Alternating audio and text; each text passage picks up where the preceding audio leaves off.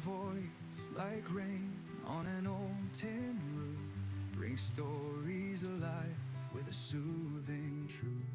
In pages he weaves a world so light, the stars lean close to kiss the night.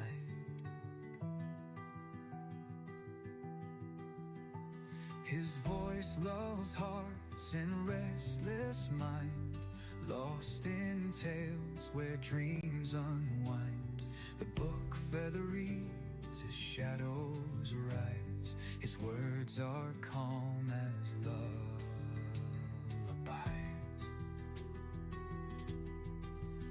So turn the page and close your eyes. Float where the quiet whispers lie. Across the oceans the stories tide. Relax and let the world subside.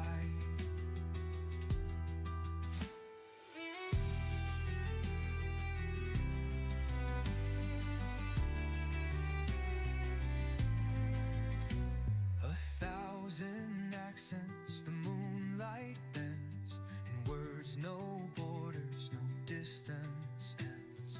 Worlds collide in his gentle tone. A whisper makes you feel at home.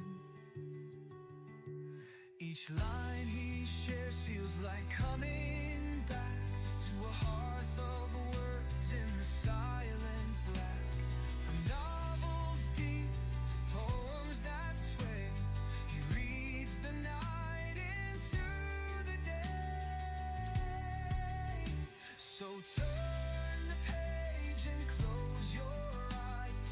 Float where the quiet whispers lie. Across the oceans the stories tide. Relax and let the world subside.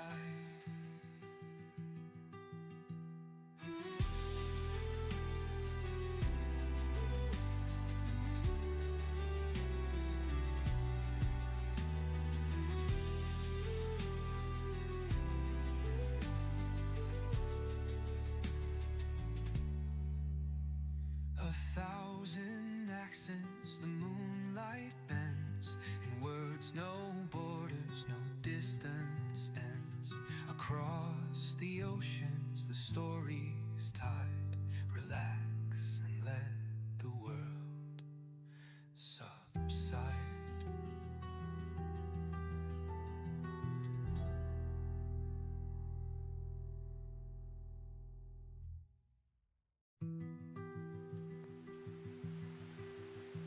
A voice like rain on an old tin roof brings stories alive with a soothing truth.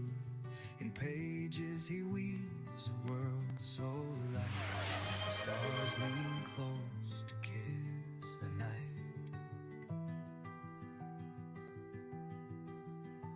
His voice lulls hearts in restless mind, lost in tales where dreams unwind. The book feather reads as shadows rise. His words are calm as lullabies.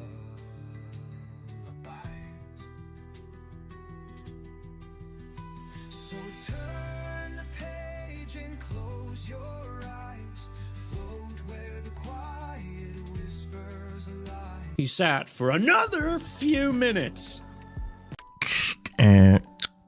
Ladies and gentlemen, Then discreetly checked his watch again.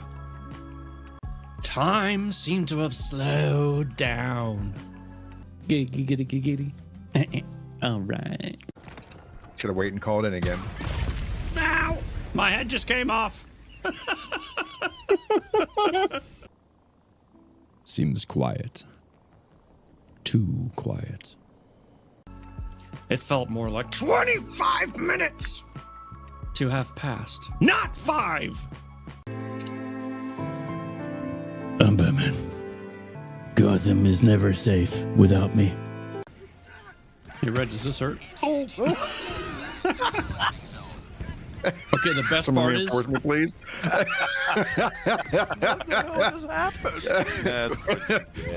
Red thought he was fancy. What time is it? It's 7 o'clock. Okay, like a good neighbor, State Farm is there. hunger gnawed at him. You can attach towers? Shut up. I've been trying to practice my glamoring. Look at me. Ooh. Impromptu performance this evening, which I must say was indeed a welcome distraction. And he decided that if she allowed him to use the bathroom to pee, then she probably wouldn't stop him from using the kitchen. Thank you, Mr. Holmes. You're very kind. This is going to be funny.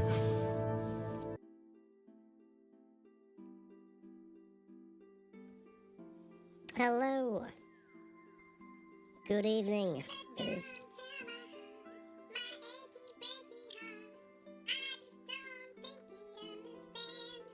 It is lovely to see you all. Welcome to Sunday. It's been too long, hasn't it?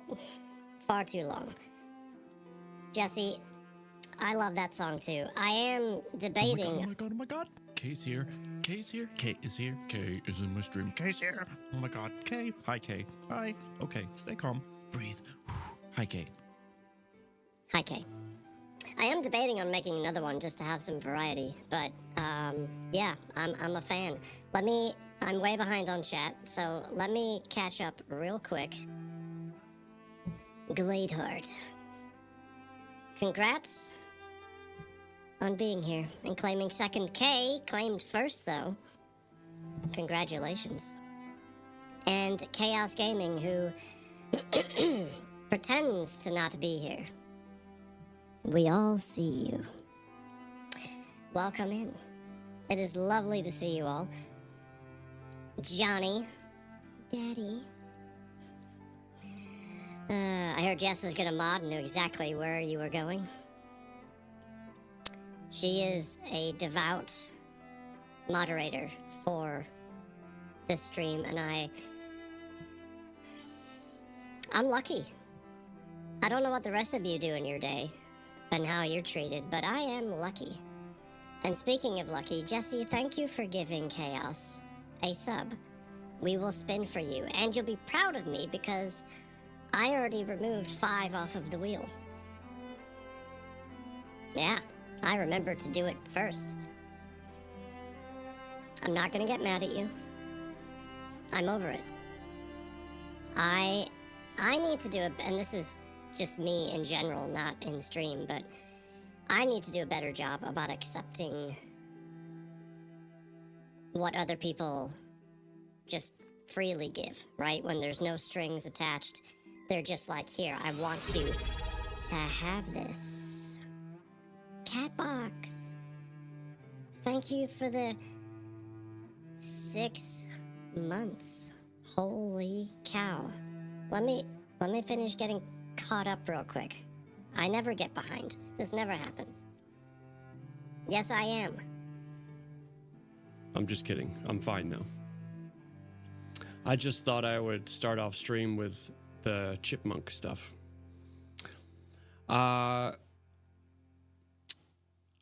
Yep. It's Chrissy. Oh, you did change your name. Yeah. Well, how about that? I like it. I mean, there was nothing wrong with Chrissy, but Gladeheart, it just has this, about it. Kat, thank you for the 6 months. I really, really appreciate it. Is there a reason for the voice? No, I just felt like being silly. I just felt like being silly. Hi, Cat here. I'm just gonna sit in my box and watch the stream, if that's okay. It's perfectly fine. I actually prefer to go by Leo, and it fits my channel better. Well, I like Gladeheart.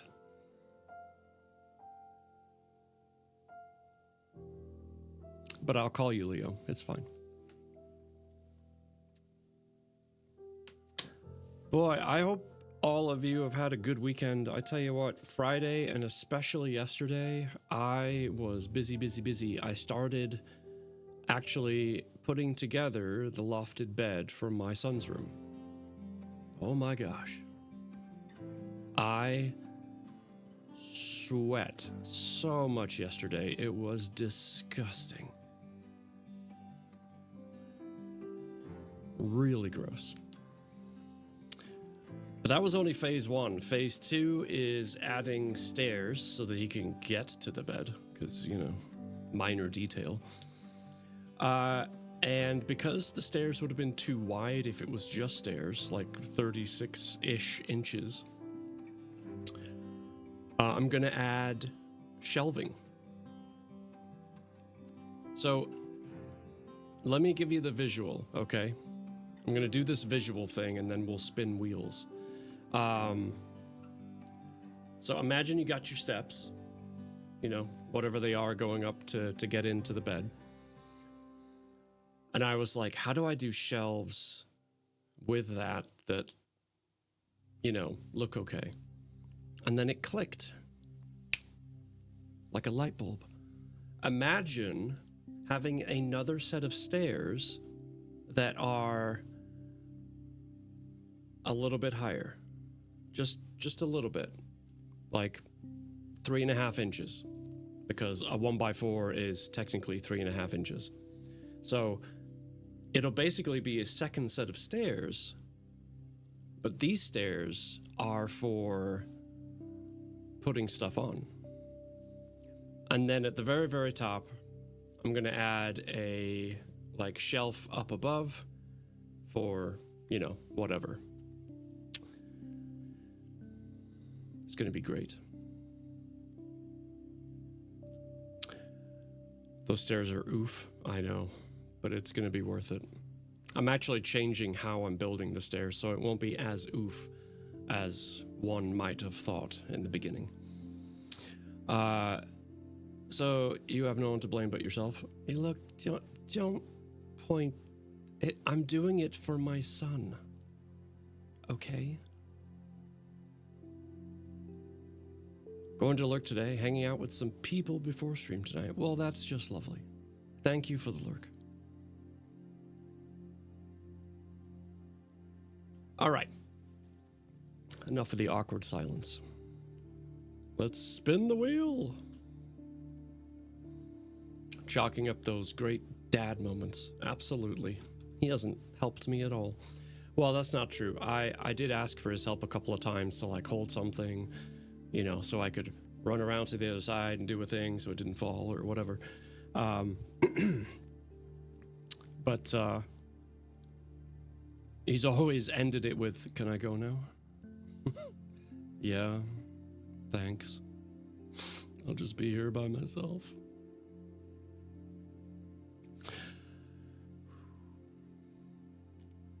All right. This first spin is for you, Jesse, for gifting that sub to Not Chrissy, also known as Leo Gladeheart. So thank you again for doing that. Much, much, much appreciated. Okay. Well, we tried. The second spin, this is for you, Kat. Oh, let me also add 2 to the counter. I haven't been able to do any workouts in a couple of streams, so we are definitely going to do that today because I am in desperate need. All right, Kat, here's your spin. Gosh, I don't know how many wedges I have to take out. It was to K. Oh, it was to K. I'm sorry. Jeez. I'm fine, I swear. I have my tea right over here, so. Mad Locas just got home from Disturbed and Megadeth concert. Holy cow. Well, I am gonna be the complete opposite of that concert.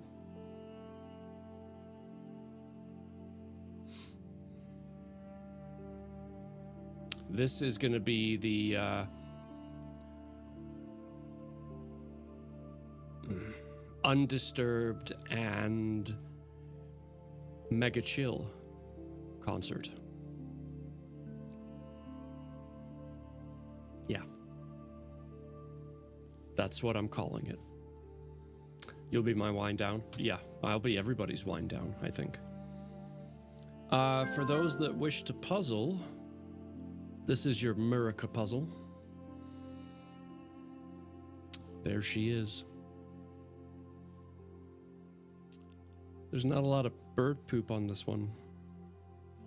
I can only imagine if I were to go visit the Statue of Liberty today, there would be bird poop. A lot of bird poop.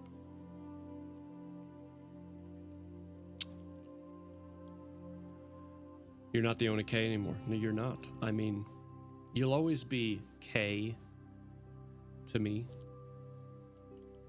But then there's chaos as well.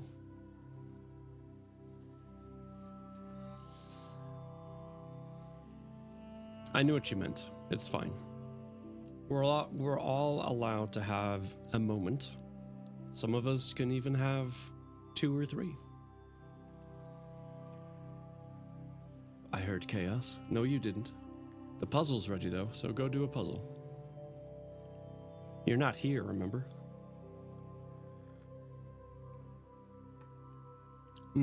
Pretty good. Not too shabby. On Friday, I had a meeting. A pretty cool meeting, actually. So, I'm assuming everyone is at least familiar with, knows about the radio channel called NPR, which is the national version. Iowa obviously has the Iowa version, IPR. Other states have their version of the public radio station. So I went to visit with someone from the Iowa Public Radio as a representation of JA Voice LLC. And in October, November, and December, I don't know the times or, the exact schedule yet, but I will have ads that will be played on air during specific times in those months. So, very excited about that. We wanted to support, the current, we're not going to get political. This is just for context, but the administration has removed the federal funding that the public radio station would receive. So we were like, what can we do to help? And I was like, well, instead of just throwing more money, why not do this smarter and do it through the business? And that way I can hopefully drum up some business from it. But even if I don't, we've still helped the public radio station. I listen to it daily, pretty much. So, regardless, it's a win, and maybe it'll be a win-win. Who knows? But Daddy brings all the mums to the yard. They're like, I'm better than yours. She's like, I could teach you, but I'd have to charge. But yeah, so anyway, that was an awkward moment. So I'm excited about that. I really am. It's great to support the station, but at the same time, it's really exciting knowing that JA Voice LLC will be announced publicly on the radio over a 3-month period, nonetheless. And I got lucky because they were doing like their hero campaign or something like that. So basically, my donation, which turned into 36 ad spots was doubled. It was matched. So I'm getting 72 ad spots plus a few little extra perks for free. So I'm not complaining at all. Why did my camera stop? There we go. I have to be careful with my hands because if I do the wrong kind of hand movement, it thinks I'm telling it to do something. I don't know if it's just me lagging.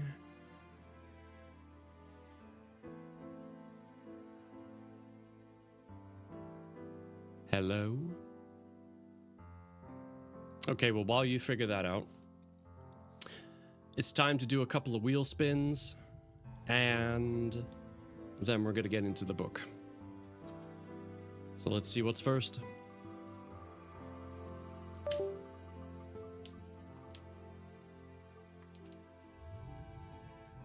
Hammer Curls X10. All right, first up, hammer curls. 10 of those. Oh boy. Weighted Squats X10. Why does it have to be 10? Why?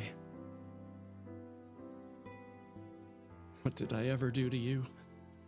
All right, hammer curls times 10, weighted squats times 10. We're going to do the weighted squats first, just to get those out of the way.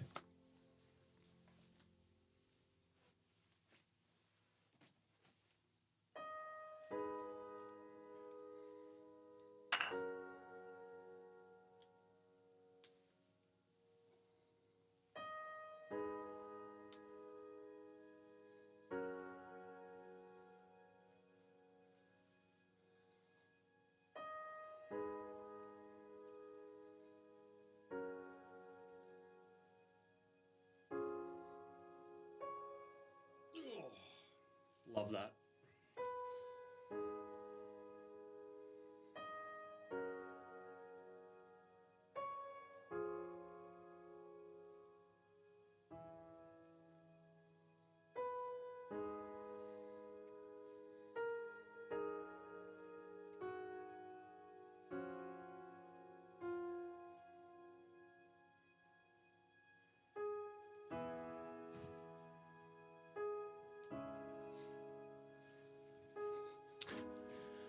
Oh, there we go.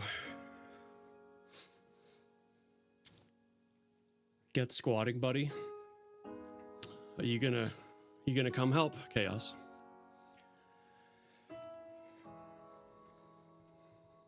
Yep, that tasted purple. It's freaking hot in here. I love that green. Looks nice. Thank you. I do like this shirt. The only complaint I have is there's no, like, give in the shirt. But I do like it. Purple. Hi, Purple. Squats and me don't get along. You'll be okay. It's a nice color on you. Thank you. Don't get all green with envy now.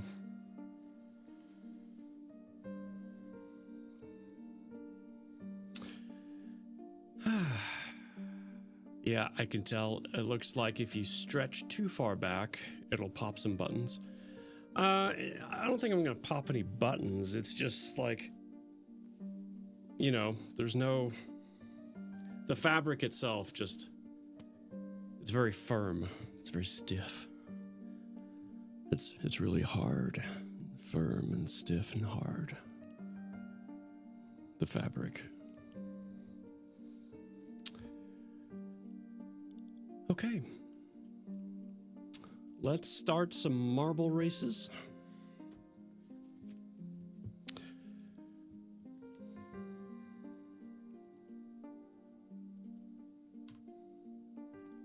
"60 seconds on the clock.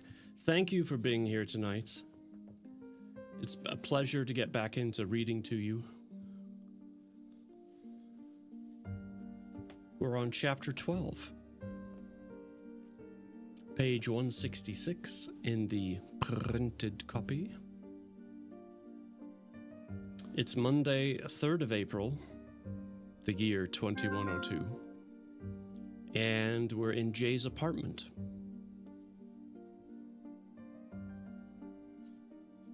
Please, sit back, relax, and I will read you a story.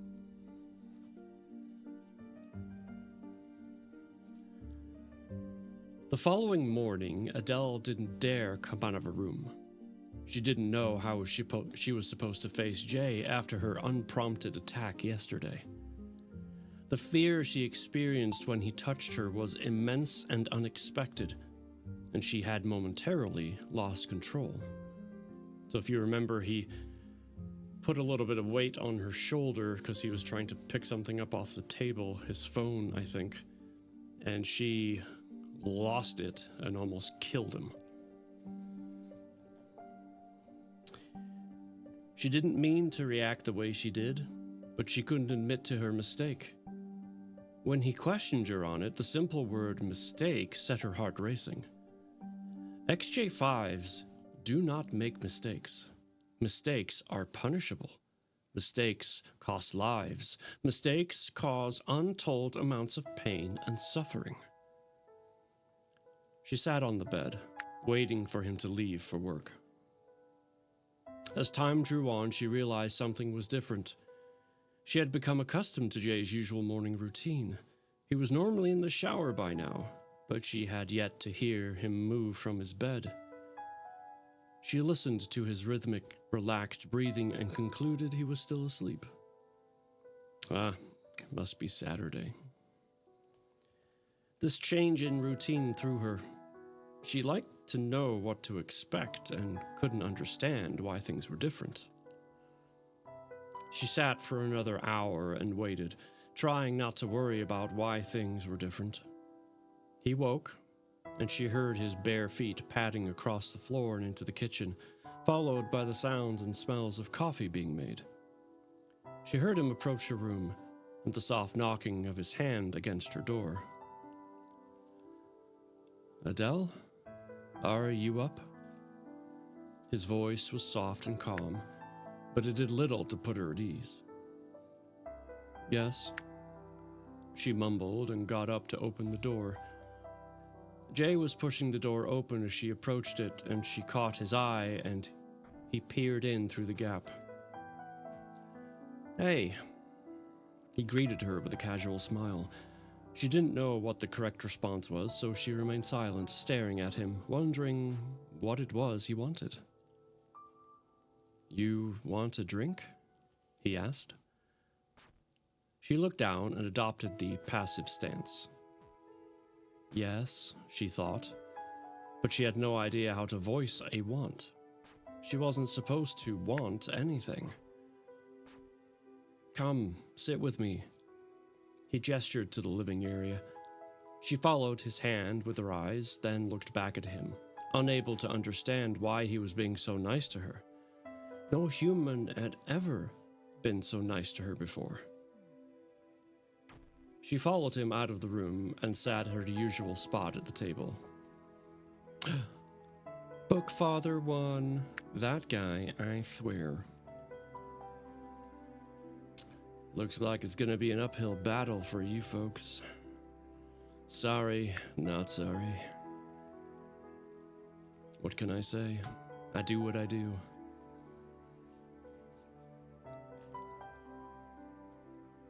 "It's my day off today," he said with a casual smile. She understood it meant he wasn't working today. "So, what do you want to do today?" Fear and panic erupted inside her. She had no idea what he could mean. She chanced a glance at his face to see if his expression would shed any light on what he was asking her. But as her eyes met his, nothing was any clearer.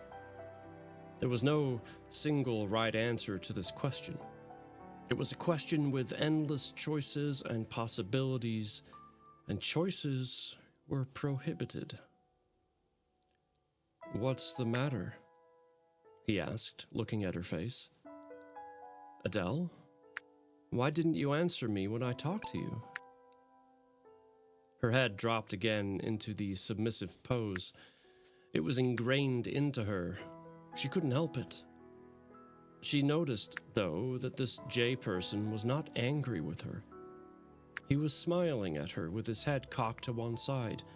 Patience was something she had rarely experienced from a human. Adele, I thought we were going to trust each other. I'm trying my hardest, but it's hard for me when you won't speak to me. She couldn't bring herself to answer. She didn't know what she should say. Frowning, Jay said, "You need my help to fit in. You need to communicate with me." She only continued to stare at the table. Adele? His patient voice broke her silent concentration. "You told me yesterday that you're not used to being able to speak. I am trying to understand how hard it is for you to talk, but you have that freedom now. You can speak to me." He was quiet again for a moment. When she still didn't answer, he peered at her more closely and said, "Adele, do you understand what I'm saying to you?" "Yes," she answered, finally finding her voice. Yes and no answers were much easier to give. They required no thought. They were simple. He narrowed his eyes and poked his tongue out between his lips. "Do you find it easier to answer direct questions?" "Yes." "Can you tell me why?" She just said yes to that question, and then you go and ask her a question that doesn't require a yes and no response. Come on, Jay. She swallowed hard and prepared herself for the next words. "There's only one right answer." She hoped he would understand, but the look on his face was one of confusion. He didn't ask any further questions about it. Instead, he said something that threw her off guard straight away. "Have you left this apartment since we went shopping?" "No," she said, wondering why he thought she would leave. There were people outside, and too much of the unknown. She wanted to stay away from people as much as she could. "Let's go out. I'll take you for coffee." He grinned at her. Fear enveloped her. He wanted her to leave this place. She had begun to feel safe, enclosed in this apartment, shut up in her room away from the world. It had been almost 6 weeks since her escape, and nobody had come looking for her. Nobody knew she was here, except Jay. He seemed to know what was going through her mind, and he coaxed her with a gentle voice. "You can't stay shut away in here forever." It's not like she would or could refuse to do what he said anyway. Those first days of bravery had vanished, leaving nothing but abject fear, even though she knew he couldn't hurt her. Humans terrified her. "Put your shoes on," he instructed. An instruction was something she could not ignore. She stood robotically and walked to her room. She slipped the shoes onto her feet and returned to Jay silently, awaiting further instructions. A moment later, they were ready to leave. He walked through the door and she followed in silence, desperately trying to keep her apprehension in check. This was difficult, but she must not let it show. Fear was for the weak. Do you hear that, folks? Your fear is your weakness. Rawr. Or at least so this book says. He led the way down the stairs, and she matched his pace, walking by his side. He seemed at ease and was showing almost no signs of stress. Adele found the act of movement soothing. She was used to spending hours alone, sitting in a closed-down state, not thinking or feeling. but she was always glad for the opportunity to move out of her cell. She found if she did not burn off her energy, an uncomfortable, nervous buzzing sensation would start pulsating through her body.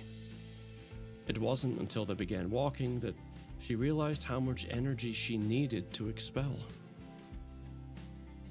She wished she could run. Then she pushed the want from her mind and snuffed it out.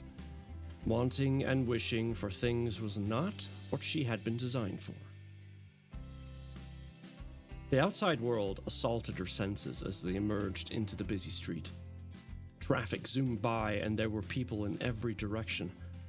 Adele couldn't help how her head jerked left and right toward every sound. Or how I needed a drink. Is that a Detoma?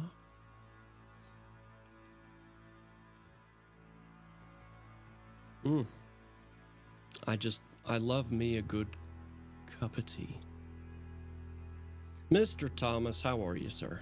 It is lovely to see you. How are you? Do you like how I called you Detoma?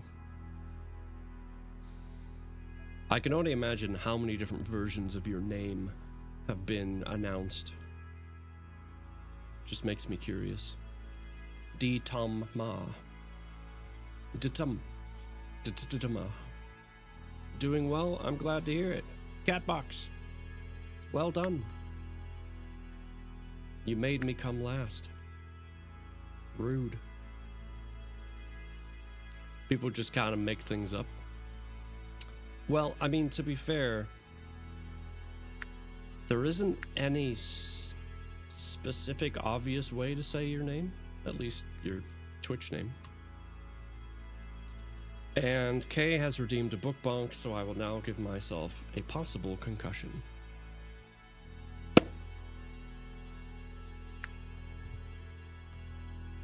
Okay, I'm fine. It's good to see you, man. I'm glad you're doing well. It's been too long. We need to hang out. We need to do some truck driving or some hell diving or whatever.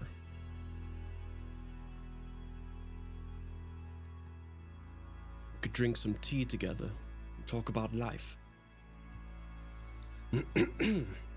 Anyway, as I were, Jay continued walking, occasionally glancing at Adele with a nervous expression. He crossed the road, and Adele obediently followed. They entered a small cafe, and Adele's senses were assaulted by many new sensations. She couldn't control the way her head jerked and moved to face every sound. Her eyes could not focus on just one thing at a time. You're down? That sounds nice. Excellent. Do you have... I know you have American Truck Sim, obviously. But do you have Helldivers? I don't remember. Camera. Focus up.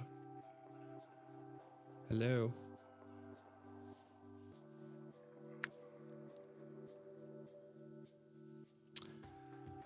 This camera, I swear.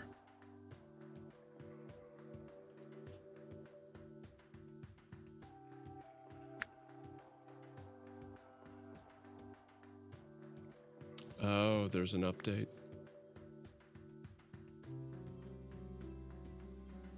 If my camera suddenly disappears, it's because, well, it's updating. You used to play it all the time? I've been really getting back into it. I'd love to have you join us on a Thursday when we play and stream. We go from 5 Central to about 8 Central, give or take. Sometimes a little more. It'd be fantastic to have you. Folks, if you don't know who Mr. Thomas is, he is a very cool dude. He's got an awesome stream. Very chill. He's a great guy. He's got tons of knowledge. He's just an all-round excellent dude. So, please, click his name.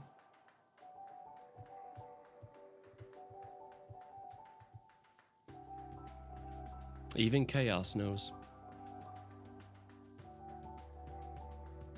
Software downloaded. Alright, focus. What is your problem? Whoa, what? Oh, I see. Next, install. I guess we weren't done. I'm just gonna keep reading. Oh, no worries. You're fine.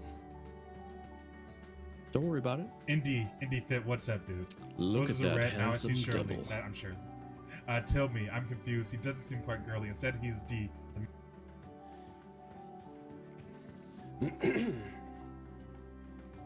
All right. I don't know what's going on with the camera, so I'm just gonna try and censor it ish. And I'm just gonna keep reading, and then we'll figure it out as we go. Jay was looking at her, unsure of himself. Adele? Are you doing okay? Do you mind that Kay won a race? Wait, that's not the words. That's not the text. He was smiling at her, but she could smell his fear. Oh, absolutely, sir.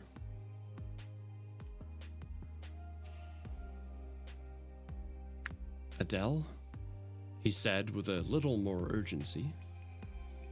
She locked her eyes to his lips as he spoke, trying to ground herself. Sit down. He gestured to an empty table. She sat and tried to take in her surroundings at a more manageable pace. She closed her eyes and took in the sounds and smells first.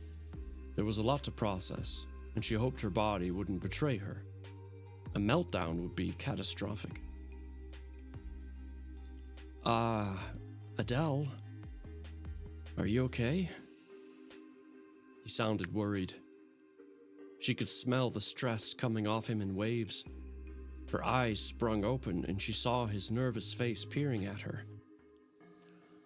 Renato! It's good to see you. How the heck are you?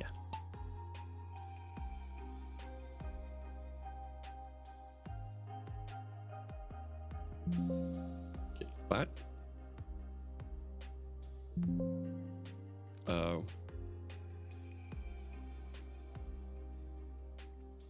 Alright then. I guess I'll have to do the update later. Just focus on me. Hello. Freaking cameras, I swear. What are you doing? The answer wouldn't come right away. She needed a moment to adjust to her new surroundings, and forming a sentence right now was one thing too many to concentrate on. She allowed her eyes to close again. Why are your eyes closed? She could hear the urgency in his voice. For some reason, closing her eyes was distressing him in some way.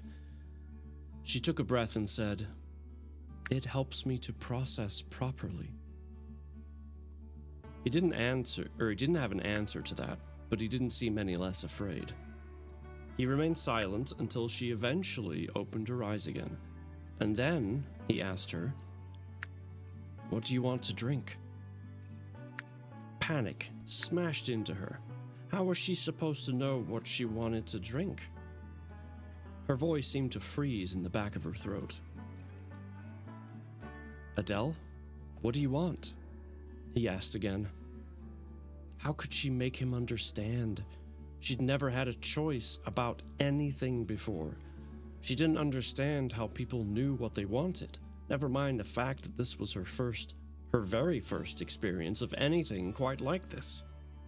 She didn't know so many drink options existed, and she had no idea what any of them were. "Are you thirsty?" Jay asked. His tone was more aggressive this time. His annoyance at her continued. Silence showing through. Adele's automatic submissive response won out. She cast her eyes down to the table as she answered a single, solitary yes. Jay swallowed and asked with a little more patience. Then, what do you want to drink? She couldn't look up from the table. The fear was too much. He'd asked her an impossible question, one with no right answer. Her insides knotted together as she awaited the punishment she would surely receive for not being able to answer his question. The waitress approached, and Jay seemed to have given up waiting for Adele to choose. He ordered 2 of the same, some fancy caramel latte with the specials board. Caramel latte frappuccino with extra cream and chocolate chips.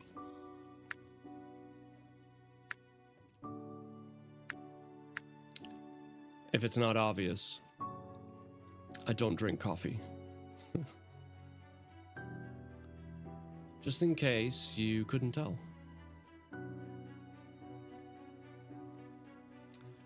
The silence drew on, and Jay seemed to grow more uncomfortable. He pulled his phone from his pocket and started typing on it. Adele sat still as a statue, not knowing how else to act. She occasionally glanced around at the other humans in the room, discreetly observing them to learn how they interacted with each other. The waitress returned with their drinks, and Adele noticed how at ease Jay was with her. He laughed as he joked with her about the weather. Adele listened to it, perplexed. Cat? Winning again. Also quite perplexing. Oh, Cat, I've been meaning to ask. How's the furniture situation? I'm trying to remember if you were in the process of moving some of it into storage or grabbing it from the old place, bringing it to the new, or maybe it was a combination of those two. But yeah, I forgot to ask, and it was probably ages ago. Did you get the 5K? Not yet, no. Nope. I got the 90, but not the 5K. It is all safe in storage at the moment. Safe? That's good. I'm glad you were able to swiftly take care of that.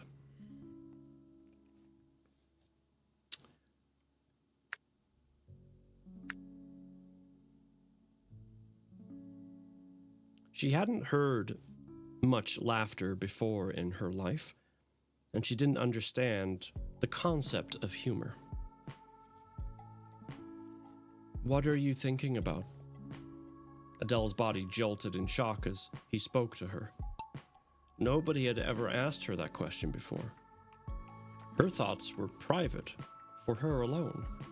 She wasn't supposed to have an independent thought, or at least if she did, she was never meant to communicate them unless instructed. He sighed and leant back in his chair. I thought we were going to trust each other.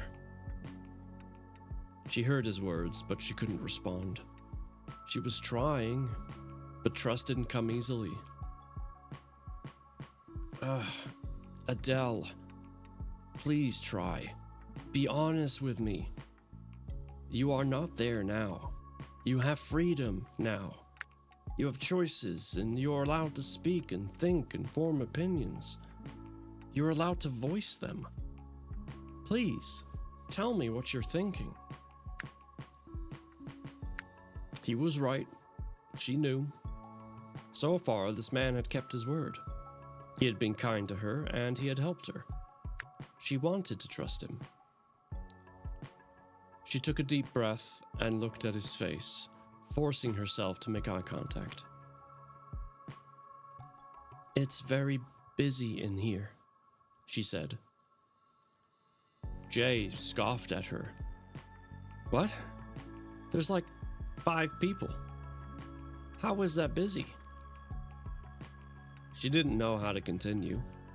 All her life, she had never contradicted or disagreed with a human.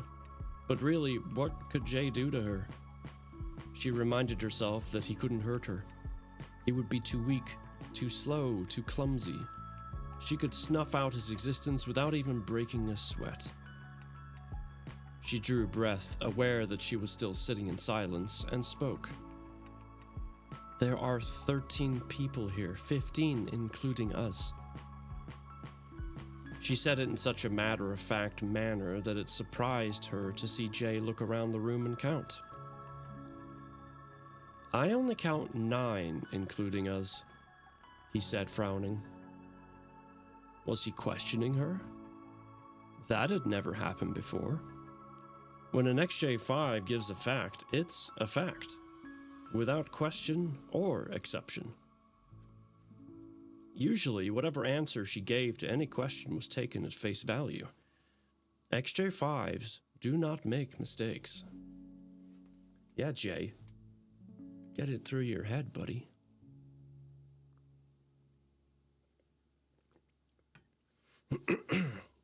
That tea is also not making a mistake.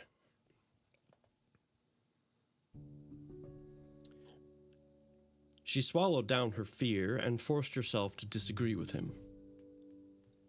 There are 2 in the bathroom, 3 staff, and 1 smoking outside. He will be back in a minute. He left his jacket on the chair. Jay's eyebrows raised up as he considered what she had noticed. Okay, but how is that too much? He asked. She was gaining confidence now, excuse me, and answered with almost a whisper. It's all too much. I can hear their conversations, the clinking of cups and cutlery, the sound of chewing. I can even hear their heartbeats in their chests. Then there are the coffee machines, the humming of the lights, the sounds of the toilet flushing, and the noise of the hand dryers in the bathroom. The smells. Too many to name. Too many I've never experienced before. People. The sense of their perfume and the fragrance of the food and drinks. The cleaning solution they use to wash the crockery. The movement of the people. It catches my eye and steals my concentration. There is a lot to take in here. She stopped and took a breath, awaiting the pain that would surely come from speaking so freely. That was the only time she had vocalized a thought in her entire life, and most likely the most words she had ever spoken in one go. That's definitely the most we've ever said of hers in one go. Wow. Oh, finally, back on top. Enough of you guys taking wins. This is my stream. Oh yeah. I'm just kidding. You can win if you want. Or can you?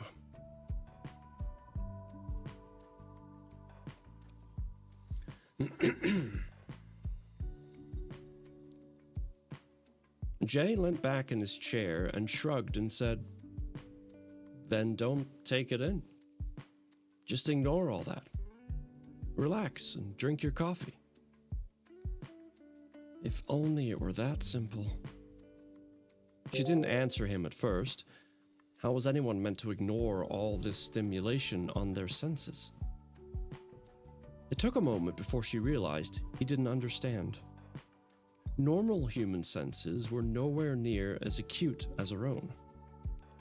She took a moment to work up her courage and tentatively asked him, When we walked in here, what did you notice?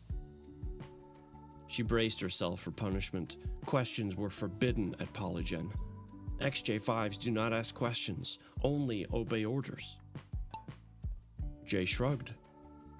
I noticed it's fairly quiet, and they accept cash in here. What did you notice? Her answer came immediately this time. As we walked in, I did a head count and saw how many men, women, and children were here. I judged the approximate weight of each person and determined who could be a possible threat. I noticed how many members of staff are here and where the emergency exits are located. I located the cameras and noticed the telephone behind the counter. I noticed who is definitely armed and who is a potential to be armed. That man by the counter has a heart condition. I can hear its irregularity as if it beats. The two women at the back of the room are speaking a language they think nobody else here understands. I noticed all this before you had even closed the door. Jay stared at her as though he was looking at an alien from another planet. This is what it is to be XJ5. It isn't something I can ignore. Jay gaped at her, open-mouthed. You're doing really well, he murmured. I can't imagine how strange all this is to you. Adele was stunned. I can understand the sensory overload. Yeah, me too at times. I don't think quite to robot level, but in my own way. Nobody had ever said a single encouraging word to her in her life. Not knowing how to react, she slipped back into silence for a long while, and Jay seemed to be lost in thought. Taking a deep breath and working up her courage, she brought the cup to her lips and took a sip. It differed vastly from the coffee Jay had given her before. It was thick and creamy, and the intense sweetness took her by surprise. Having tasted nothing so sweet before, it was almost painful as it hit her taste buds. She tried to swallow it down without drawing attention to herself, but her face must have given her away because Jay let out a sudden bout of laughter. Shock stopped her in her tracks. She swallowed the liquid in her mouth and stared at Jay, trying to understand the laughter. I'm sorry. He was still laughing at her. I guess you don't like caramel latte. Not to that level, no, but it's understandable why she was overloaded. Oh yeah. For reals. All of that in like 3 seconds? Adele froze in terror. Openly disliking something was a punishable offense. She was expected to push through the pain, torture, and unpleasant experiences without complaint. No matter what, it was her duty to keep going. Never give in. Wow, she could have been a pretty good SEAL team member if that was the case. She swallowed hard and waited. The pain of the compliance chip never came, and she realized again that Jay could not hurt her. I'm just keeping an eye on the clock for when ads are going to run, because we are certainly not finishing this chapter before then. In fact, this is a really long one. What page did we start on? Was it 166? Yeah. This is like an 18-page chapter. It's huge. Not that I'm complaining, it's just a long one. And wouldn't you believe it? I lost my place because I moved my thumb out of the page. Gosh darn it.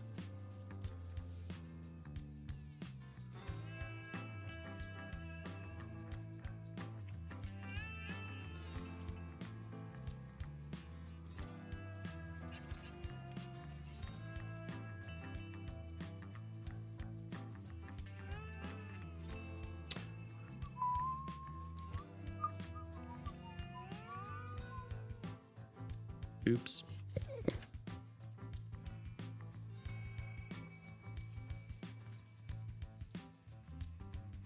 Ah, I think I found it. Maya Lillian, it is good to see you. My stream, my chair, my book. Good to see you too. No, it's good to see you. Jesse. Taking the lead, I see. Okay, I managed to find the right page. Now I have to find where I left off on that page. Oh, okay. We're literally at the beginning of page 175. Join. Start.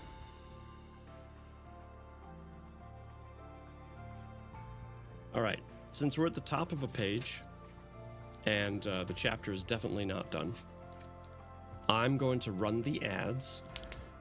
So if anyone wishes to redeem anything, like bench press or whatever, now's the time. And we'll be back in about 2 minutes. Cheers.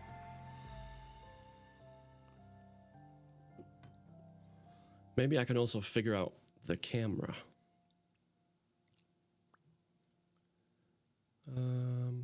Did it just not turn back on? Is that why? The software control.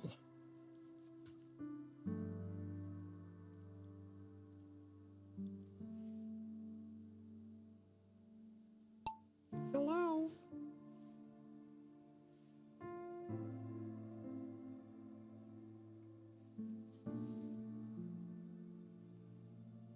It's blinking at me like it wants to do what I'm asking it to do, but it's just not doing it.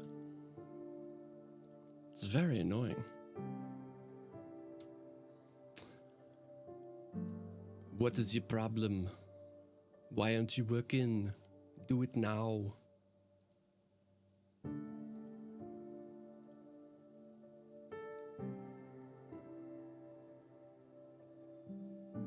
I know it's occupied. Let's see. Don't mind me just a second.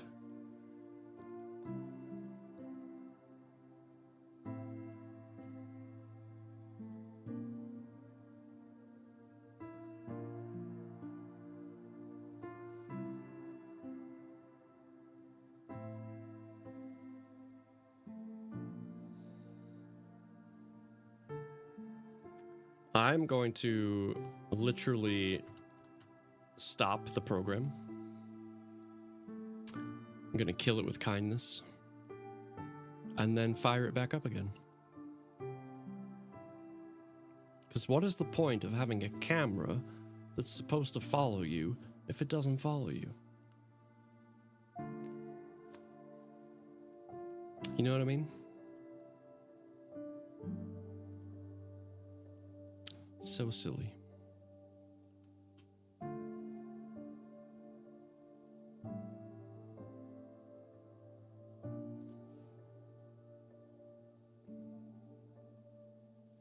All right, I do see that ads are done.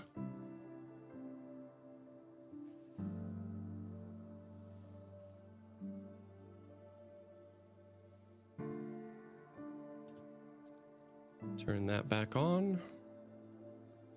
And nothing. Blech. Just can't win. What if I deactivated it? Would that help?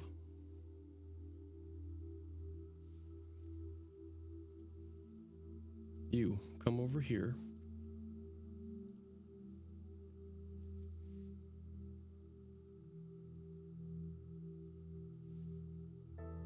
Yeah, it's trying. It's very much trying, but it is failing. It is failing so badly.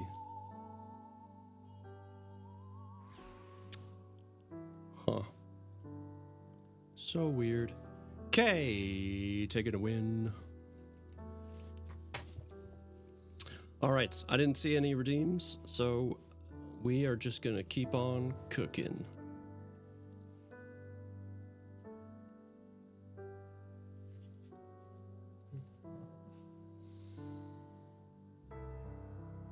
Join. Start. All right, we're at the page, top of the page is what I meant to say, of 175. And I will again throw out the link. Just in case anyone hasn't checked this out yet, please click on it, take a look. This is not the only book in the series, so my gut tells me that Adele is going to be a whole different kind of bot in the next books, because it's obviously taking her a hot second to kind of realize she can be more than just an obedient, bundle of wires shaped like a human. But I think once she's fully there, it's going to be a whole thing. So, let's see.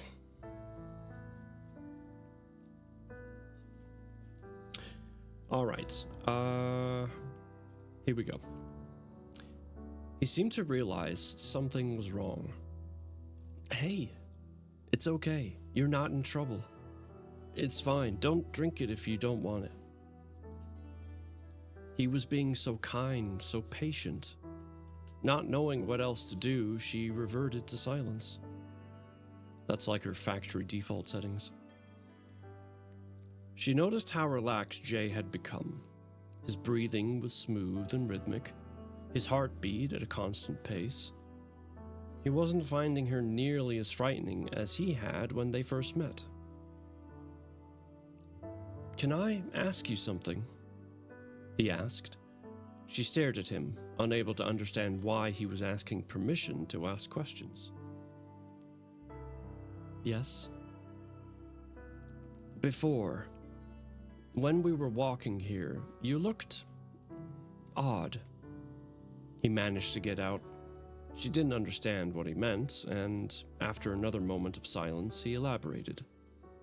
"You seemed jumpy. You sort of looked dangerous.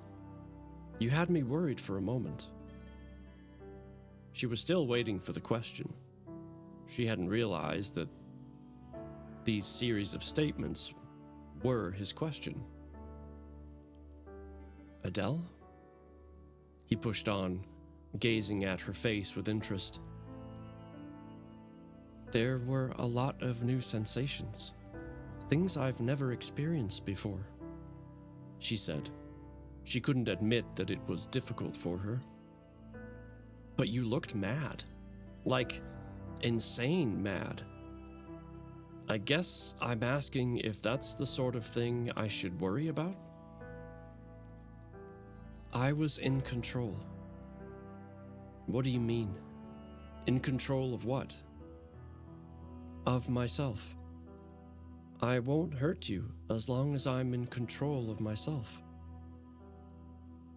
Jay did not look comforted by this information. His frown set deeper on his brow as he asked, "What happens if you're not in control?" Adele realized he had no knowledge of meltdowns, what they were or how they worked. She didn't know how to answer his question. The truth was, if she lost control, he wouldn't be safe. Nobody would be safe. Jay didn't push for an answer, and after it was obvious she would not offer a response, he shook his head and said, "Will you be all right walking back home?"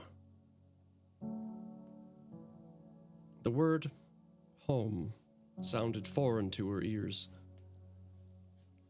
"Yes," she answered, hoping it was true. "Are you ready to leave now?"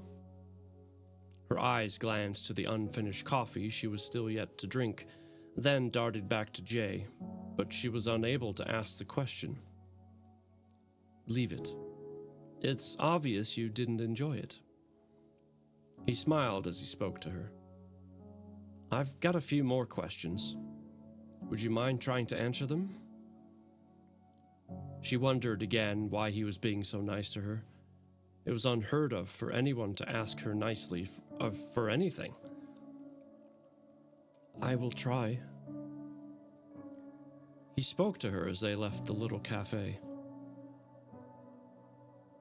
"Why did you help me?"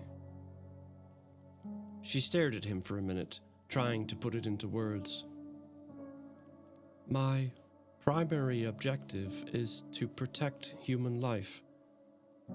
Your life was in danger. Those men were armed. It's interesting, consider she's almost killed him twice. But the paperclip coming up next. Jay hesitated a moment. I thought you were meant to be some sort of weapon, not a protector. All the news reports say you're dangerous. I am both. If I am instructed to kill, I kill. If I am instructed to protect, I protect. But there were no instructions on that day. So why did you help me? She paused, trying to work out how much she should say.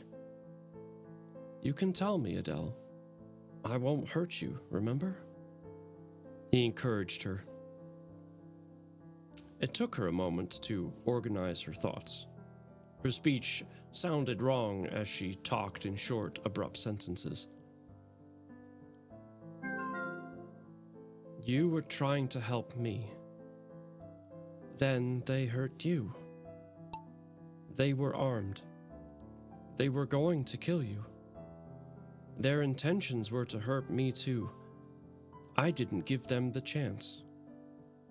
Zarias, welcome to the puzzle.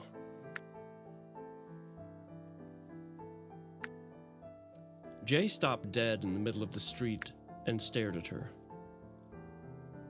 What happened to them? I killed them, she said bluntly. Jay's face turned ashen, and the pace of his heart picked up.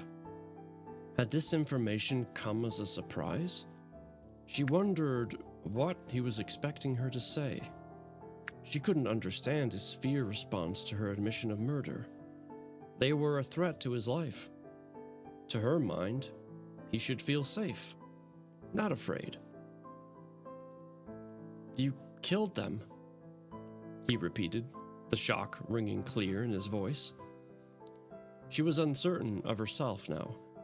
Killing humans without a direct order was the worst atrocity an XJ5 could perform.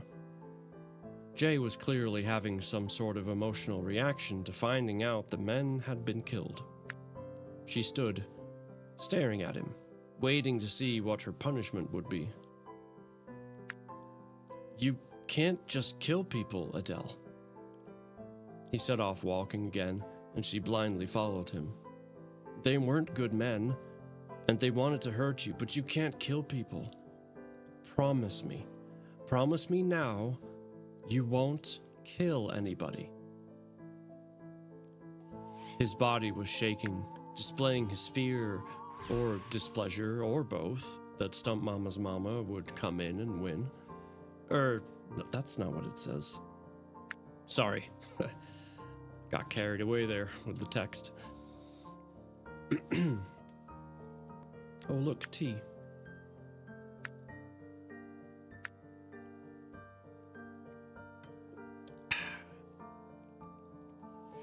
Tasty.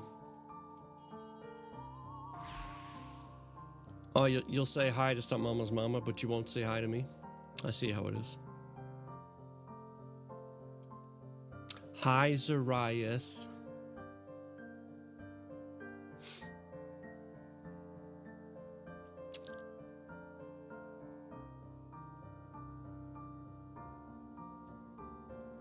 Thank you.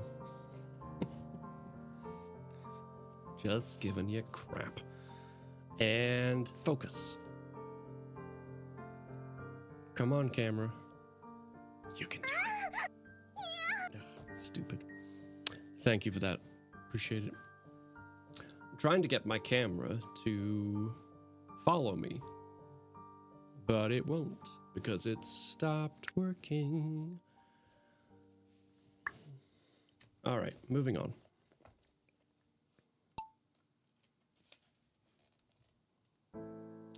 She nodded. Killing people was nothing to her. She didn't take pleasure in it, but she didn't feel remorse or guilt either. She did only as instructed. And now, we're going to read as Arnold. They walked back up the steps to Jay's apartment building in silence. Well, what now? He asked as they entered through the door. She turned to look at him, wondering what he meant. We've only been out an hour, Adele. What else do you want to do today? Adele, why is it so hard for you to answer a question like that? He asked after she had been standing in silence for some time. I don't know the right answer to your question, she admitted. He frowned. There isn't a wrong answer. What are you not understanding about freedom? You can do whatever you want. Like get to the chopper.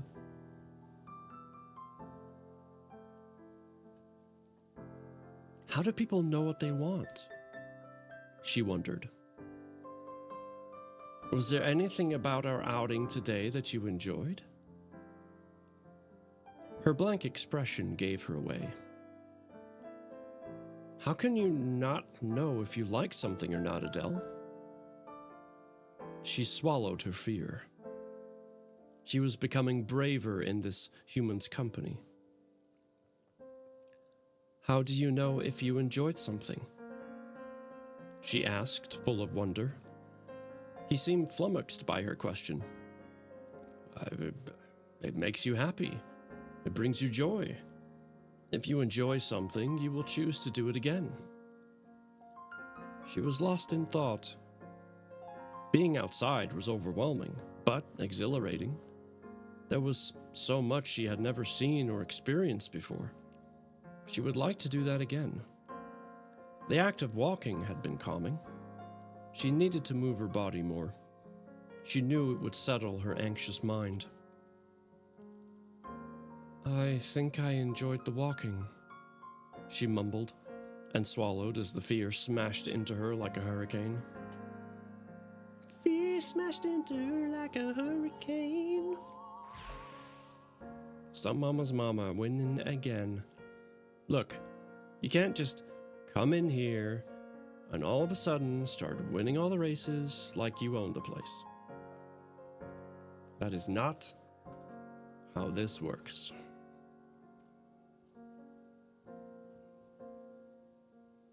I don't care how good the cookies are that you make. That's not how we do it. Focus. Come on, camera. Do it. Do it now. I'm going to return it. A pain in my butt. Anyway. Jay smiled at her and shook his head. Well, it's obvious you didn't enjoy the coffee. He laughed again. Her eyes were wide with confusion as she watched him disappear into the bathroom, chuckling to himself as he walked away.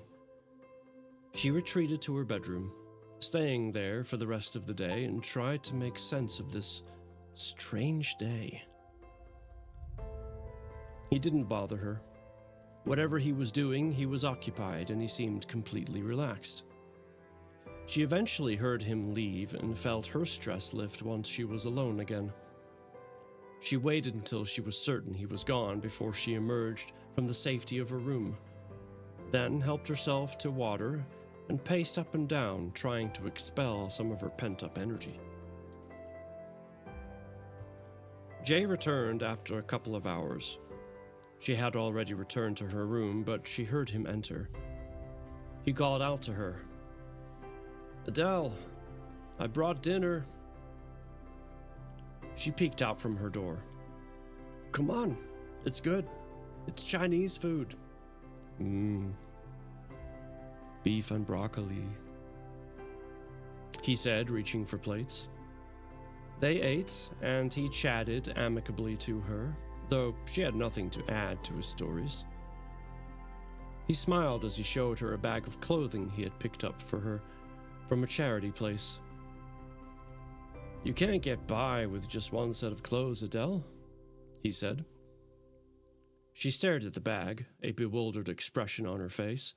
She didn't know what to say. Are you gonna help with the dishes? He asked once they had finished eating. Come on, I'll show you. He continued his mindless chatter as he showed her how to wash up. So, you enjoyed walking outside? She tensed up, wondering why he would bring up her admission that she had experienced enjoyment. Don't look so worried, Adele. It's good. You are allowed to like things. She swallowed and nodded her head in agreement, though she didn't fully believe him. I was wondering if you would like to go for a walk with me now. It's dark outside. Things look different. Yes. He smiled at her short, one-word answer. A little while later, they were out in the street again. The traffic was lighter, almost no cars, and the streets were lit. He was right. It did look different in the dark. Are you doing okay? He asked. She could tell he was wary. Her head jerked at every noise, and her eyes darted in short, rapid movements as she took in the sights. They wandered past a bar. Music was blaring out through the windows, and she stopped dead, almost hyperventilating. You don't like music? He asked her. It's okay, he said in a panicked voice, turning back the way they came, walking away from the noise. He crossed the road and walked towards the park. It was dark, but there were lights illuminating the path that ran through it. Once they were at the entrance, they realized that Mama House Gaming was here. Hi.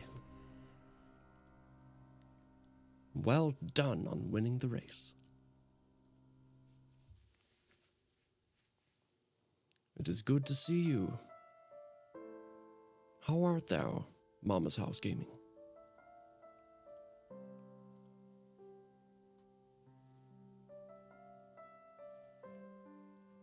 Mama's house, Mama's house, Mama's house, Mama's house.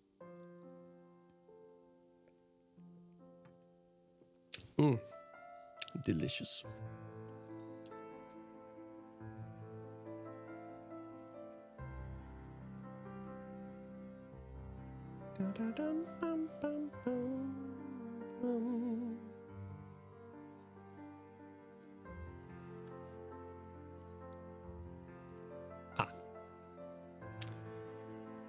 I'm okay, thank you. Glad you're well. Well, I'm glad to hear you're okay. And I am doing pretty well. I still feel like I've got a little, like it just won't quite leave me alone. Like it's lingering a little bit in the background. But yeah, otherwise I'm top notch. Thank you.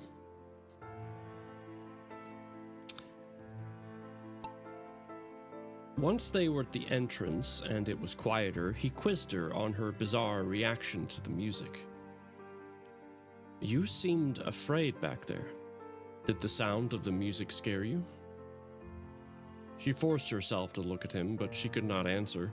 She knew he was trying to communicate with her in a way she could handle. Direct questions were easier, but admitting fear was not. Adele, have you heard music before? No, not until I was free.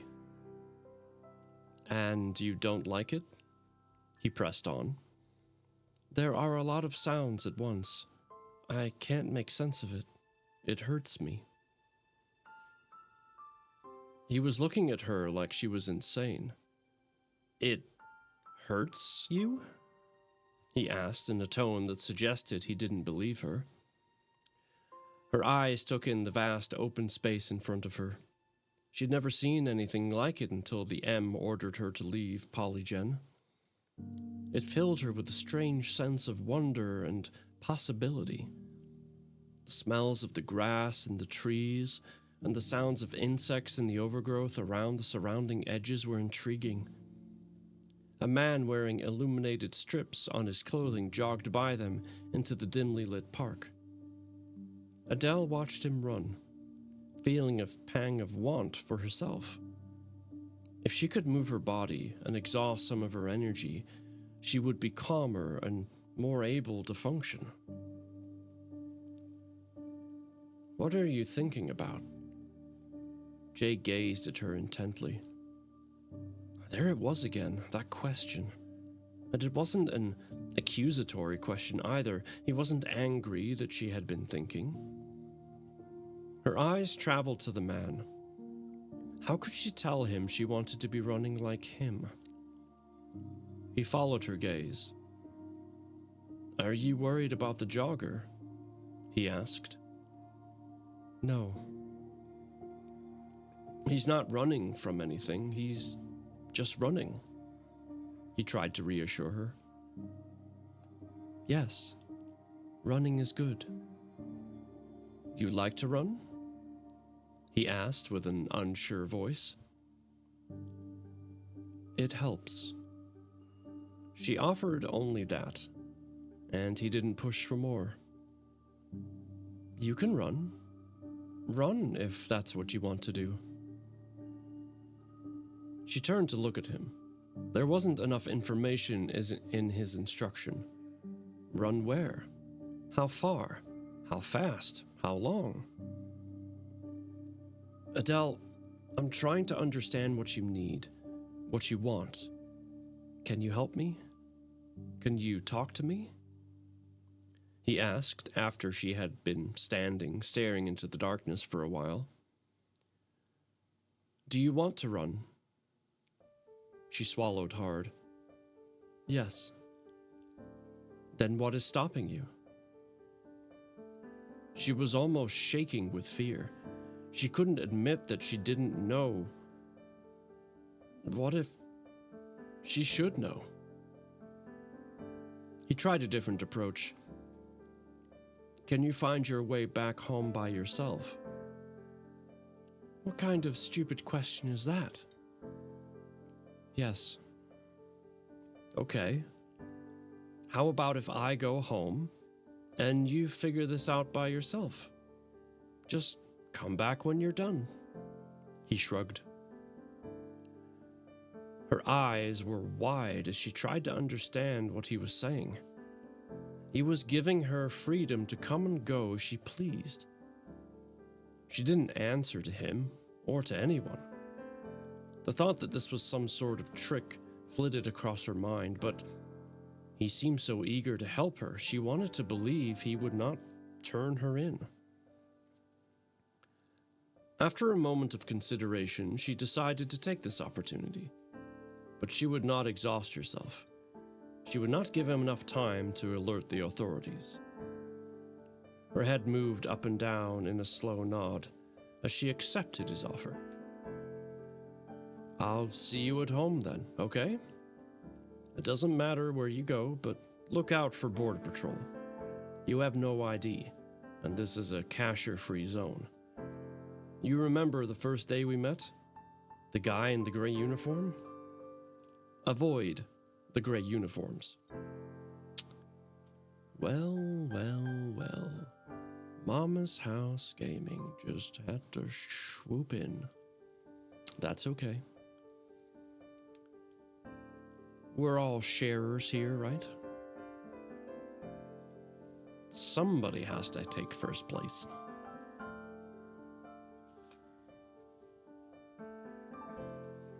Alexa, turn on the Gobi lights. Thank you.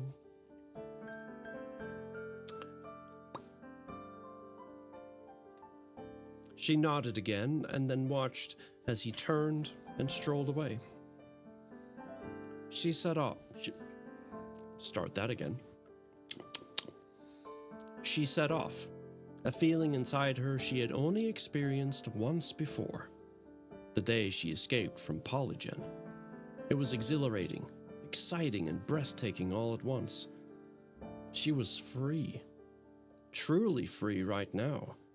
She had no objectives, no targets to meet, no direction to take. She could run until she wanted to stop, not until she was so exhausted she had to stop.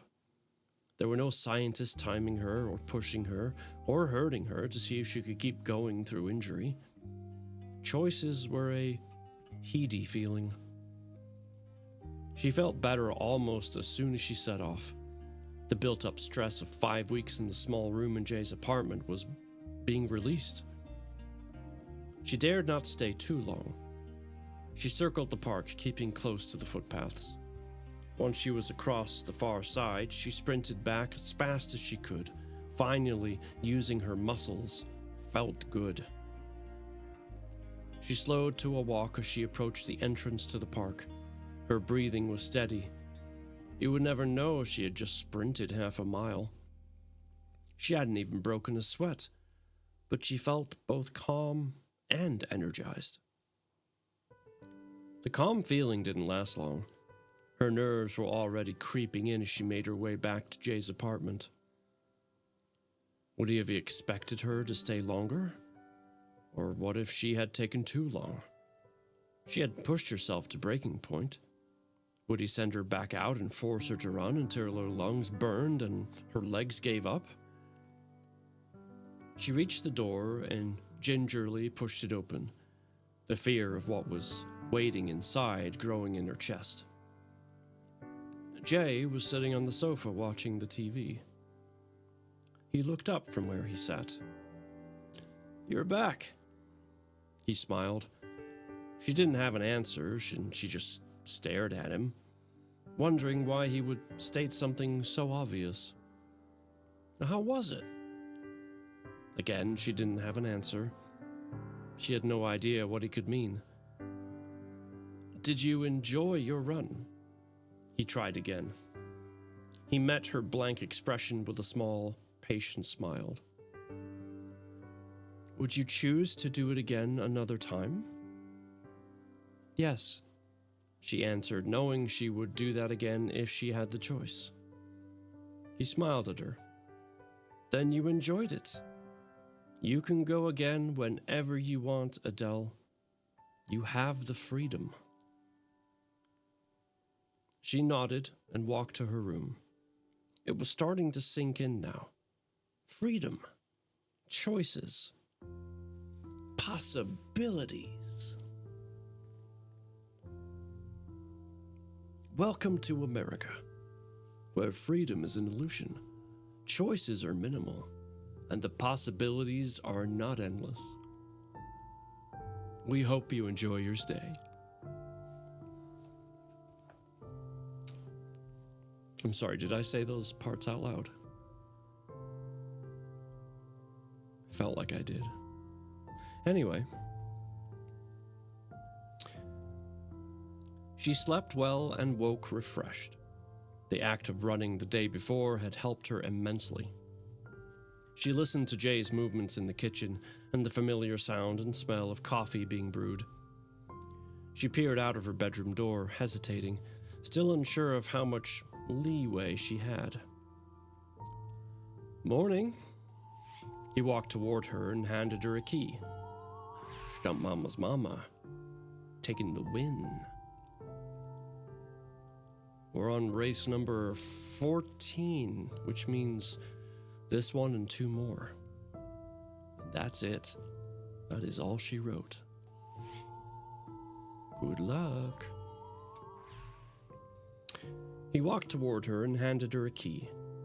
"Here, make sure you lock the door if you go out today."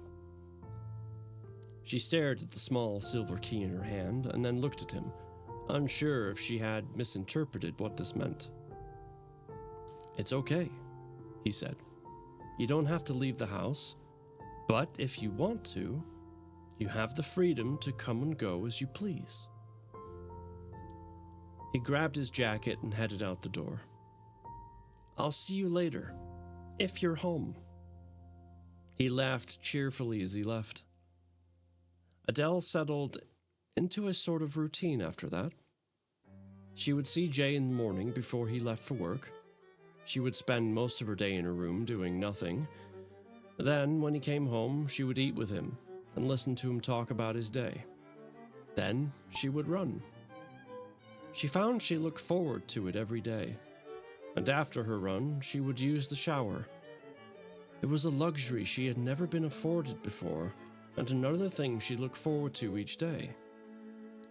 On days where Jay didn't work, he would take her outside with him, usually to a cafe. Of course.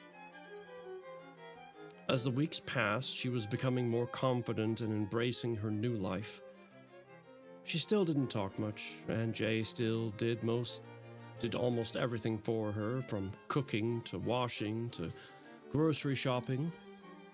But she was learning every day.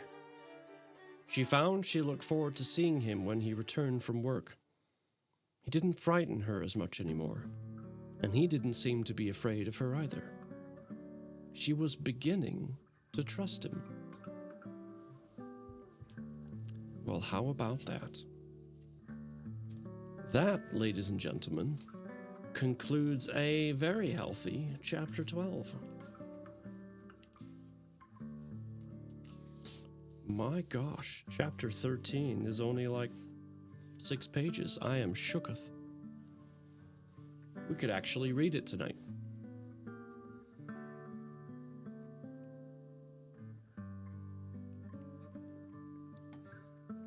Would you like that, chat? Would you like me to read the next chapter?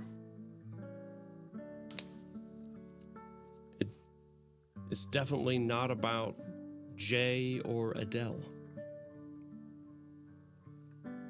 Chapter 13 is Saturday the 22nd of April in Hellstain Club Scene.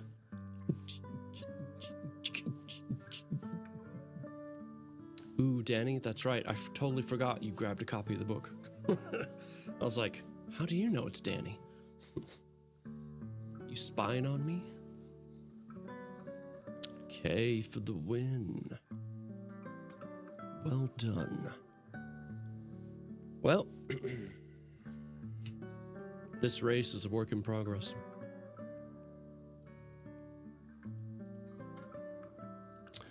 Not reading ahead, I swear. I just remember. No, that's okay. You can read as much as you want. It is your life. You have the freedom to do that. All right, here we go. Chapter 13, page 185. Danny and Tony made their way through the busy club. Danny had agreed to come and celebrate his friend's birthday, but he'd had more than enough now. It was hard to cope with the noise, the flashing lights, and the sheer amount of people compacted into this one confined, sweaty space. I know, but I'm only reading to catch up, not to finish the book. Okay. Very good.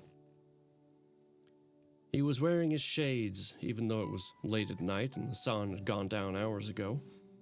He never left home without them, and his trusty pair of earplugs that emitted a quiet hiss of white noise. These items were invaluable for blocking out the world around him and drowning out background noise. He could still hear Tony or anyone else speaking directly to him, but he found it easier to focus when he wasn't constantly assaulted by every tiny sound. They walked out into the fresh evening air and climbed into the cab that was waiting for them. Danny removed his earplugs, and Tony waited for his friend's ears to adjust. If he spoke now, it would sound too loud, and would be a shock to Danny's ears. Unfortunately, the driver of the car did not know this information. Where to, fellas? He called from the driver's seat. Danny flinched as his hands shot up to cover his ears, and Tony, who was quite inebriated, fell about laughing. Danny couldn't help but see the funny side too. He smiled, feeling thankful his best friend had forgiven him for what happened a few weeks ago. All he cared about was that his friend wasn't afraid of him. Helston! Tony yelled from the back, causing Danny to grab his ears again. Whoops. Sorry, man. He laughed again. Thank you for the lurk, Fubar.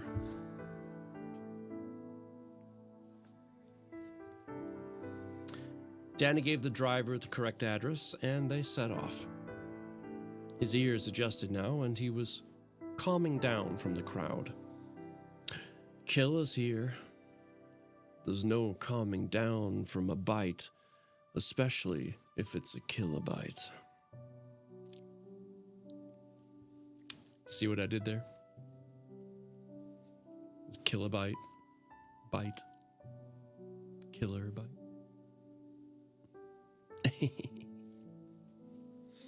I'm just gonna keep going.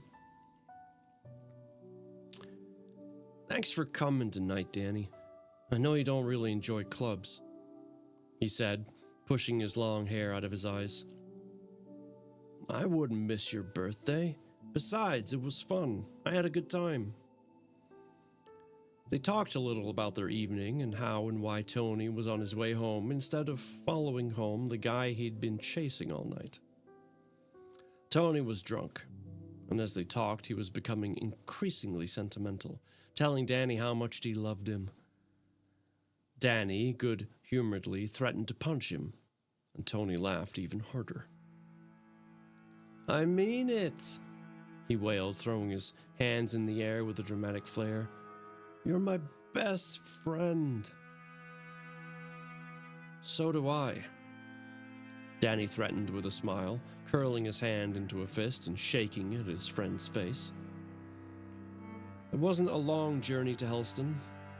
It was only the next district, but Tony had already lolled his head back against the backrest and his eyes were beginning to close. Danny poked him hard on the arm. I'm not carrying you inside, Tony, he joked. Tony opened one eye and mumbled something incoherent.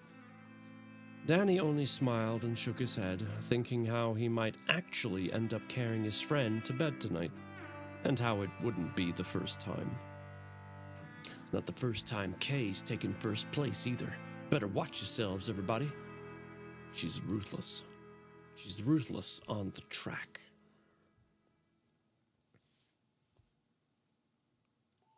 This is the last race. Make it count. He allowed Tony to drift off into sleep and leaned back into his seat, staring absent-mindedly through the window, calming down from the stimulation of the club. Danny sat up with a jolt of surprise. The calm he had just been experiencing vanished and was replaced by a surge of panic, as a strange sensation he had never experienced before came over him. It felt like a vibration inside his body, deep inside his bones, a throbbing, pulsating sensation. It wasn't painful, but the unfamiliarity of it was unsettling.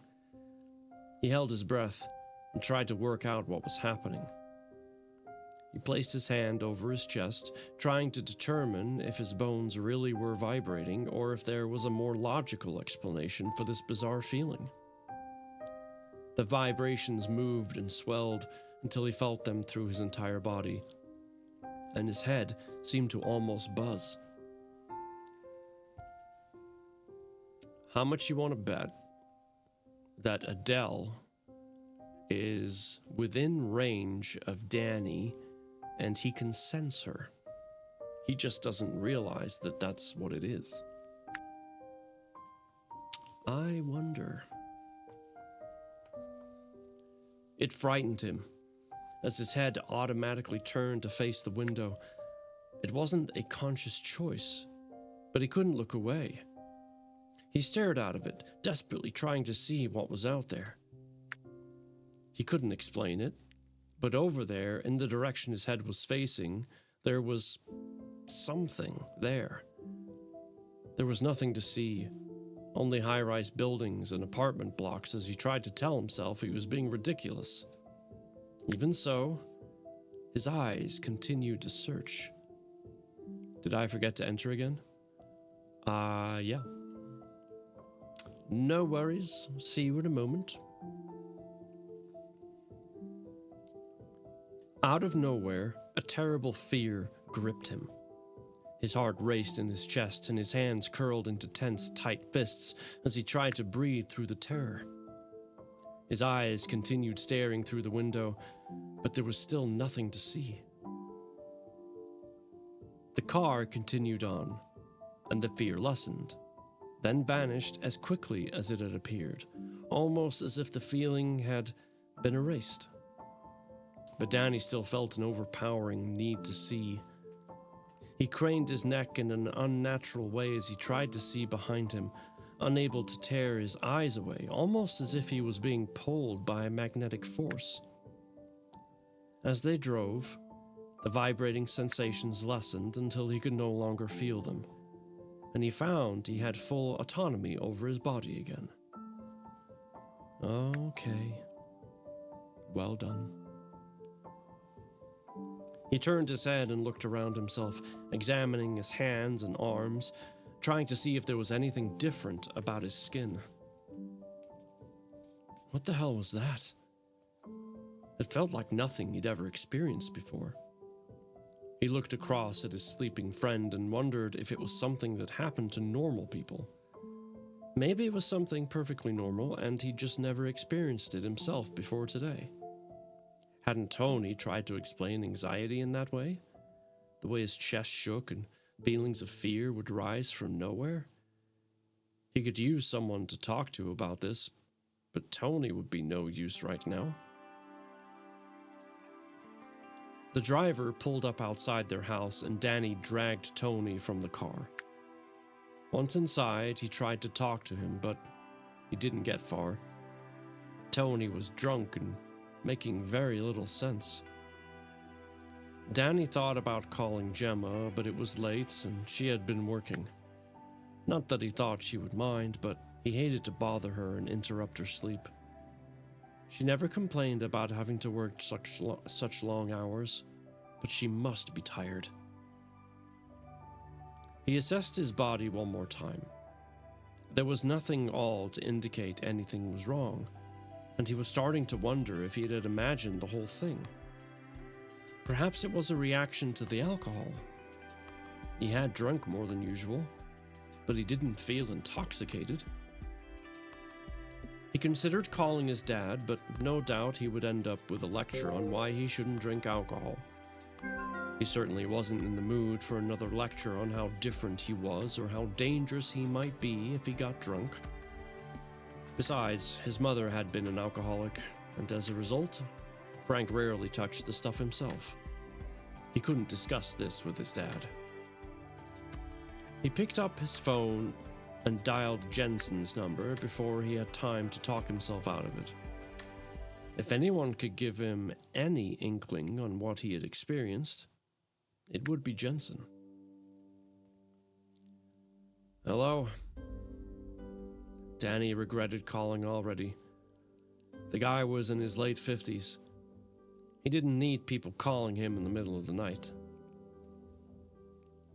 Hi, it's Danny Johnson, he said, trying not to feel stupid for wasting Jensen's time. Danny? Is something wrong? He asked. How did I lose my place? Oh, he asked, sounding a little panicked. No, not really. Now he had made the call, he had no idea what he should say. It seemed ridiculous to be getting so worked up about a feeling. It's 2 a.m., Danny. What's going on? I'm sorry, I shouldn't have bothered you. He was about to end the call, but Jensen continued talking to him. Danny, you wouldn't be calling me at 2 a.m. for no reason. What's going on? He deliberated on if he should say anything. He felt foolish for getting so worked up. Something strange happened? He began. He didn't really know how to continue. This sounded so stupid. I wondered if you knew what it was, or if it's normal for someone like me. He trailed off, not knowing how to put the strange sensations he felt into words. What happened? I don't know exactly. It was just a weird feeling. A strange sensation in my body. I've never felt it before. It felt like my bones were vibrating, like my chest was shaking on the inside. Jensen was quiet on the other end of the line, but Danny felt the weight behind his silence. This was something serious. What is it? Is there something wrong with me? Am I sick or something? It only lasted for a moment and then it vanished, but for a moment, it really scared me. You felt afraid? He asked. Well, yeah, he said, unable to keep the defensive tone out of his voice. This is the reason he didn't like discussing things with Jensen. He was so fixated on how Danny felt about everything, as if he wasn't supposed to have any feelings. He tried to swallow his annoyance. Danny, are you sure it was... Did it feel like your fear, or... He cleared his throat. Never mind. He trailed off. It could have been Night Marcher's fear. Oh, hey, Night Marcher. What's up? Didn't see you there.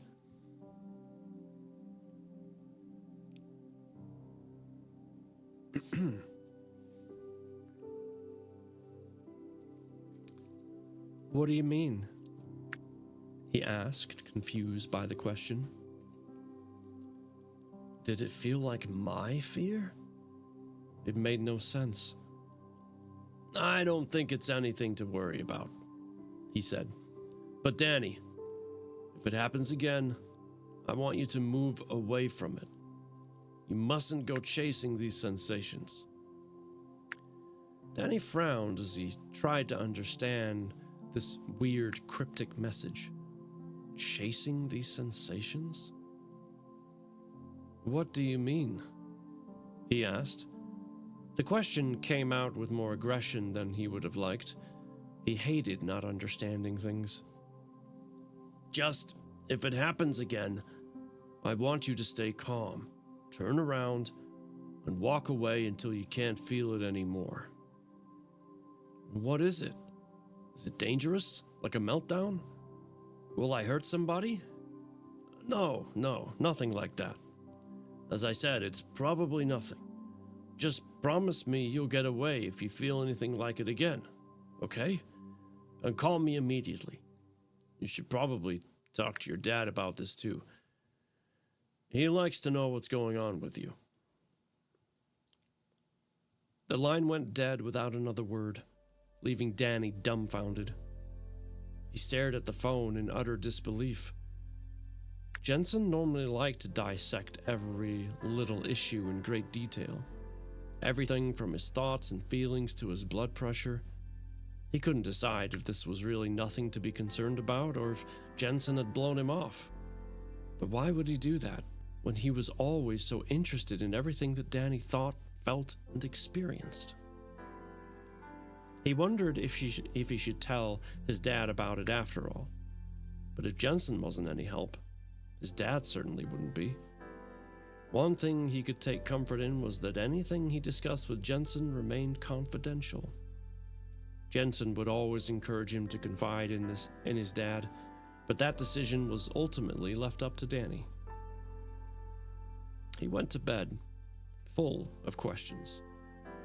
When the morning came, he confided in Tony about the strange experience he'd had in the taxi. Tony listened intently, but didn't show any signs of concern, and by now, Danny was wondering if he had made a fuss over nothing. It only lasted for a minute, and it hadn't happened again, and Jensen didn't think it was anything worth worrying about. He shook his head. The news of the Polygen breakout must be influencing his mental health.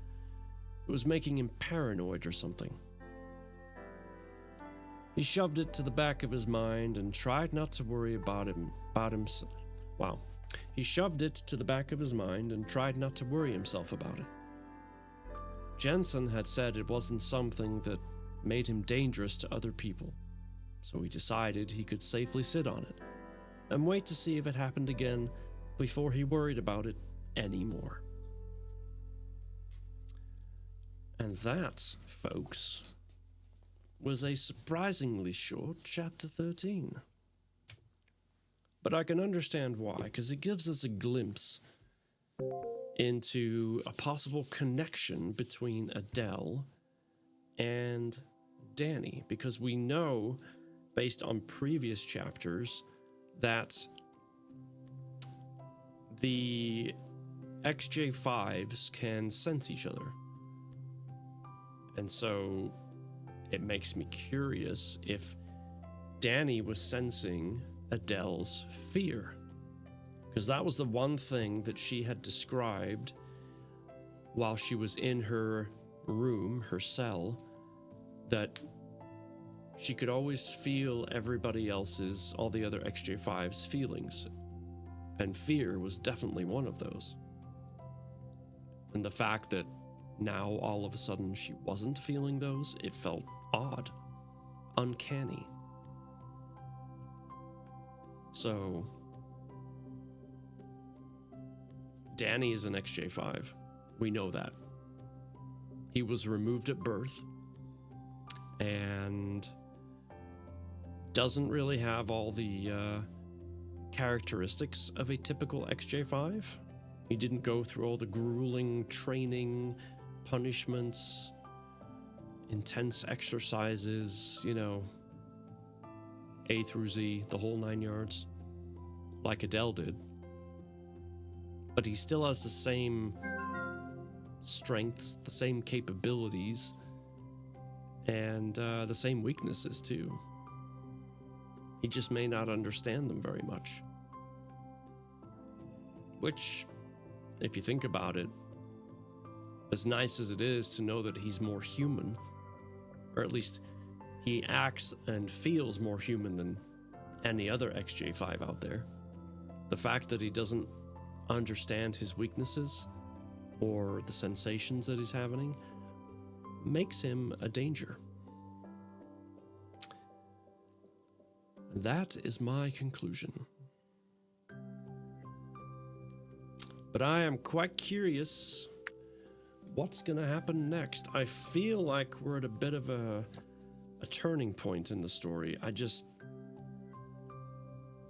have this inkling that something is going to happen. There's going to be some sort of pivotal moment that's about to occur. We've had this little breakthrough with Adele where she's come into this routine of going for a run and realizing that she has the actual freedom to do so. So that's been happening. Danny's had this sensation experience that set him on edge. Like something's cooking. I feel like these two are going to meet. Some way, shape, or form. Their paths are going to cross. All right, let's see who takes the podium tonight. In third place, we have none other than Kay. Well done, Kay. And thank you for giving Night Marcher that big shout out. I appreciate that. He just went live, actually. He's a very cool dude. I was in his stream earlier today while he was playing some Tarkov. All right. Taking second place, Stunt Mama's Mama. Congratulations. Silver medal. Well done. And of course, in first, we all know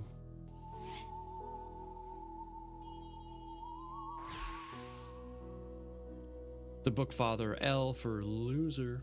No, I'm just kidding. Good night, y'all. Congrats to the winners. Good night, Kay. So proud of you with your podcasts, by the way. Excellent stuff. Let's check the points. Ooh. Only 7 points between third and second. The two of you were really battling it out. Even Catbox coming in only 9 points. Wait, am I mathing here correctly? 11 points behind third place. So it was pretty tight. In fact, 6th through 1st. Everyone was only a matter of lower double digits away from everybody else, except for 2nd and 1st. That was only 6 points difference. That's insane. That's pretty darn close, if you ask me. A little too close. Better back it up. Get off my first place throne. I'm just kidding. You can take it if you want. You just have to try harder.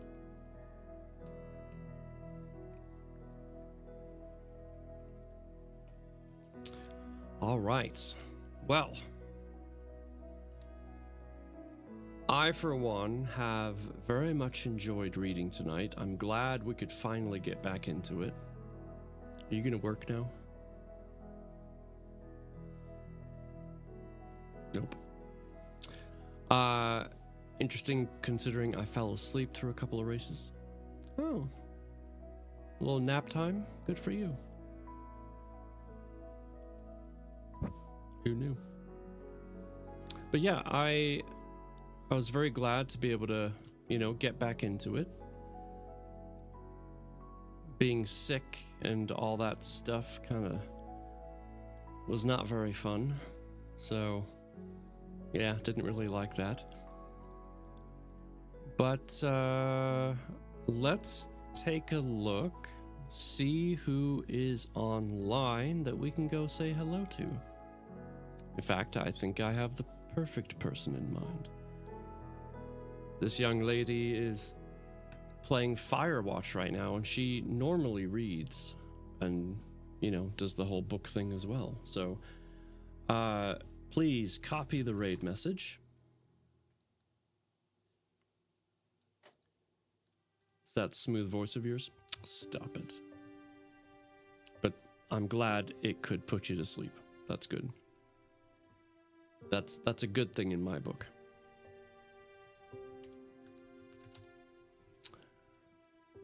All right. Let's go say hi to my friend Moog. I don't know why it's saying it's subscriber only chat. That's not at all the case. So I think you can ignore that. Don't worry about that. But yeah, it's been great. We'll be back on Tuesday. One thing I will say real quick, and I'll mention this as we get closer, but we are inching closer to basketball season, college basketball. There is a chance, once the schedule comes out, that I might alter the nights of the week that I stream. Because for some reason, they like to play games on nights when I'm live. And we paid a lot of money for these seats, so I'd be doing ourselves a disservice if I didn't actually use them. So yeah, more news of that to come. There's no schedules out yet, or at least no times out yet. But we're gonna take a look, see how it affects it, and then I'll come up with some sort of schedule to help. So more to come. But I'll be back on Tuesday reading. Until then, I hope the start of your week is amazing. Take care of yourselves. Take care of each other. And you have a great night.